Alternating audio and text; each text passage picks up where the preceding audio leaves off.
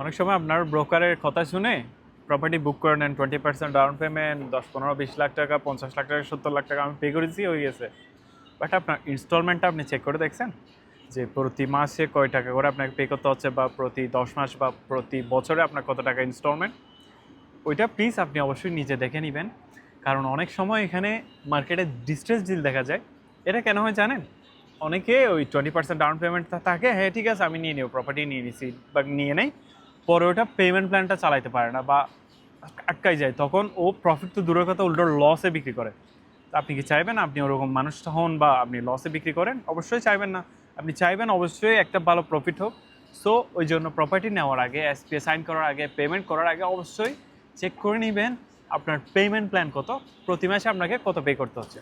তাইলে আপনি কখনো এসব সমস্যায় পড়বেন না। আপনি তো নিজেই জানেন কত মাস কত টাকা পে করতে হচ্ছে, তাইলে আপনার সমস্যা হওয়ার তো কথা না। সো দুবাই রিয়েল এস্টেটে ইনভেস্টমেন্ট করা থাকলে কন্ট্যাক্ট করতে পারেন। আর যদি রিয়েল এস্টেট সম্পর্কে ভিডিও পাইতে চান তাহলে ফলো করতে পারেন। ধন্যবাদ।